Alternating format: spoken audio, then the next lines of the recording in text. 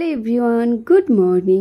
আমি রূপালী। আমার আজকে আরও একটা নতুন ব্লগে তোমাদের সকলকে জানাই অনেক অনেক স্বাগত। আজকের বারটি ছিল সোমবার, আর এখন ঘড়ির কাঁটায় বেজে গেছে ঠিক সকাল 8:45। আর এখন থেকে তোমাদেরকে সাথে নিয়ে আমি আমার আজকের দিনটি শুরু করলাম। সোনামা আজকে ঘুম থেকে উঠেছিল ওই 7টার দিকে। তারপরে মা সোনামাকে নিয়ে বাইরের উঠোনে বসেছিল, আর আমি উঠেছিলাম 7:45টার দিকে। ঘুম থেকে উঠে এখন সোজা চলে এসেছি ব্রাশ করতে। আর ব্রাশ করতে এসে দেখি সোনামা আর আমার মা দুজনেই উঠোনে বসে আছে। মা সোনামাকে দেখছিল, আর সোনামা নিজের মতো করেই খেলা করছিল।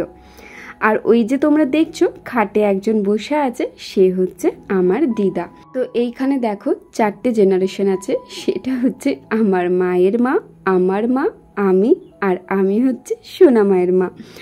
তো তোমাদেরকে প্রথমে একটা কথা বলে রাখি, আমার দিদা যে ওইভাবে বসে আছে অনেকেই হয়তো বলবে যে উনি ওইভাবে কেন বসে আছে।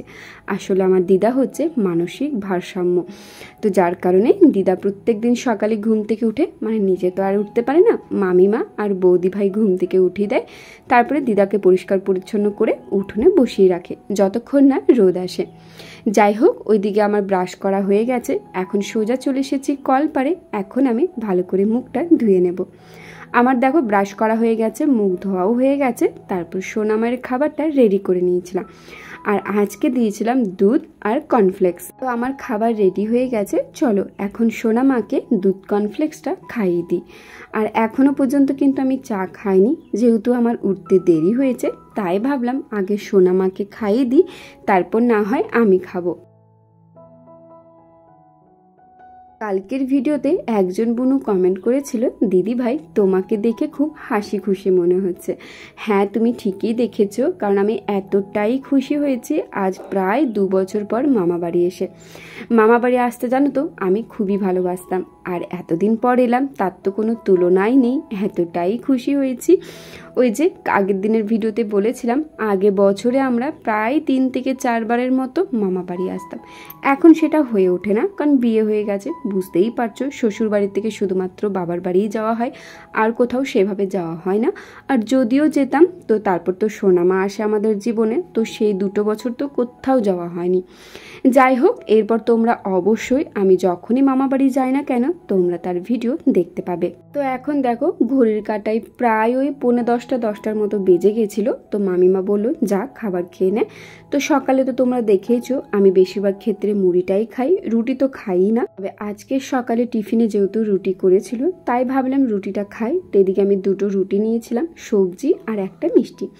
খাওয়া দাওয়া হয়ে গেছে। খাওয়া দাওয়া করে যখন রুমের মধ্যে যাই তখন দেখি মা সোনামাকে ঘুম পাড়িয়ে দিয়েছে, আর এদিকে দিদুন আর তার নাতনি দুজনে মিলে একসাথে শুয়ে আছে। আর বুঝতেই পারছো মামা বাড়িতে আমি কী যে ভিডিও শেয়ার করব একদমই ভেবে পাচ্ছি না। তবে একটা কথা ভাবলাম যে না, এই যে আমি এসেছি এই জিনিসটাকে ক্যামেরা বন্দি করে রাখি, কারণ ওই যে বলেছিলাম পরে যখন এই ভিডিওগুলো দেখব হয়তো খুবই ভালো লাগবে আর দিনগুলোকে মিস করব। তাই আমি চেষ্টা করি সব সময় সব জিনিসটাকে ক্যামেরা বন্দি করে রাখা। এখন কোনো কাজ ছিল না, তাই নিজেরই আর কি ভিডিও করছিলাম। আর ওইদিকে বৌদি ভাই রান্না বান্না করছিল, মামিরাও নিজের কাজে ব্যস্ত ছিল, মা ঘুমোচ্ছিল, সোনা মাও ঘুমোচ্ছিল। আমার তো কোনো কাজ ছিল না, তাই আর কি চুপটি করে বসেছিলাম। সারাদিন শুধু ফোন ঘেঁটে গেছি। এখন ঘড়িতে বাজে 12:15, আর আমি সোজা চলে এসেছি এখন ছাদে। তার কারণ হচ্ছে ভিডিওটা এডিট করব বলে। এই যে ওপর এখন আসছি। সোনামা ঘুম থেকে উঠলো। সোনামা ঘুম থেকে উঠে মায়ের কাছে আছে, মা আর আমার ছোটো মামির কাছে আছে।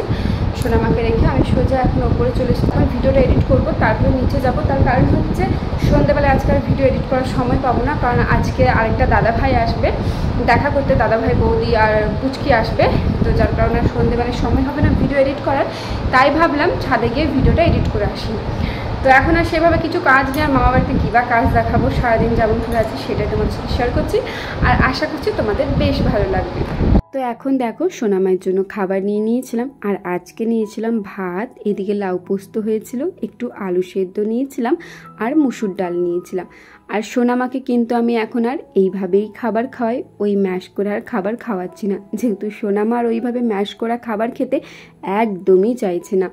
ও জানো তো সেদ্ধ সেদ্ধ খাবার দিতাম, তোমরা তো দেখেইছো ভিডিওতে। তবে বাবার বাড়ি আসার পর সোনামা আমার দাদা যখন খেতে বসতো, তো সোনামা দাদার সাথে বসে ভাত খেত, তো সেই সময় থেকেই ও আর এই সেদ্ধ খাবার একদমই খেতে চাইছে না। যখনই ওর মুখে সেদ্ধ খাবার দিচ্ছি, মানে যেভাবে আর কি আমি দিই ওই বিনস গাজর সেদ্ধ, তবে দেখছি না ওকে মুখে দিলে অক অক করে ফেলে দিচ্ছে। তবে একদিন এইভাবে খাবার দিয়ে দেখলাম, দেখছি হ্যাঁ ও কিন্তু খেয়ে নিচ্ছে। তো তারপর থেকে ঠিক করেছিলাম যে সোনামাকে এবার থেকে এইভাবেই খাবার খাওয়াবো। আর হ্যাঁ, আজকের পরিমাণটা একটু বেশি হয়ে গেছে, আসলে জানো তো আমি একদমই বুঝতে পারিনি। যাই হোক, কিছুটা খাবার ও খেয়েছে আর আমি ফেলে দিইনি, আমি খেয়ে নিয়েছি।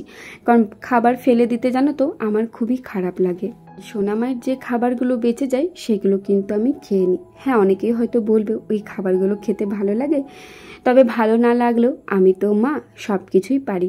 যাই হোক, এদিকে দেখো সোনামাকে খাওয়াচ্ছিলাম আর সোনামাকে দেখছিলাম বারবার মুখ থেকে বের করে দিচ্ছিল। আসলে ওর হয়তো আজকে খাবার ইচ্ছে ছিল না, তো আমি সেটাই মায়ের সাথে এখানে গল্প করছিলাম। দেখো কতটা বদমাশ হয়েছে, মুখে দিতে না দিতেই জিভ দিয়ে খাবারটা বের করে দিচ্ছে বা জিভটা আটকে রেখে দিচ্ছে, যাতে ওকে আমি খাবারটা খাওয়াতে না পারি। আসলে ওরা ছোট বাচ্চা হলেও কিন্তু ওদের যথেষ্ট বুদ্ধি আছে। তাছাড়া বলো, এইভাবে খাবার খাওয়াতে খাওয়াতে কি আর ও বের করে দেবে? তো আমি এখানেই বিরক্ত হয়ে যাচ্ছিলাম, জানো তো বারবার বের করে দিচ্ছিল। তারপর কি করেছে জানো তো, সেই খাবারটাকে ম্যাশ করে খাইয়ে দিয়েছি। তো এখন ঘড়ি কাটায় প্রায় 3টে সাড়ে 3টের মতো বেজে গেছে। সোনামাকে ঘুম পাড়িয়েছিলাম, তো এই কাঁথাটার মধ্যে জানো তো হিসু করে দিয়েছে। যেহেতু সোনামাকে দুপুরে ডাইপার পরাচ্ছি না, তো ভাবলাম যখন রোদ আছে তাহলে কাঁথাটা মেলে দিয়ে আসি, তাহলে রোদের মধ্যে শুকিয়ে যাবে। তাই ছাদে এসে কাপড়টা মেলে আমি সোজা চলে গেলাম নিচে, কারণ একটু রেস্ট করব, তারপরে এসে কাপড়টা নিয়ে যাব। তো মামা বাড়িতে এসে কি ভিডিও শেয়ার করব একদমই বুঝতে পারছি না, যেটাই করেছিলাম সেটাই শেয়ার করলাম। আশা করি আজকের ভিডিওটা অন্য দিনের তুলনায় অনেকটাই ছোট হয়ে গেছে, তবে কালকের ভিডিওটা অবশ্যই দেখো, আশা করি তোমাদের ভালো লাগবে। তাহলে চলো আজকের মতো আসি, দেখা হচ্ছে খুব শীঘ্রই অন্য কোনো নতুন ব্লগে। ততক্ষণ সবাই খুব ভালো থেকো, সুস্থ থেকো, সাবধানে থেকো।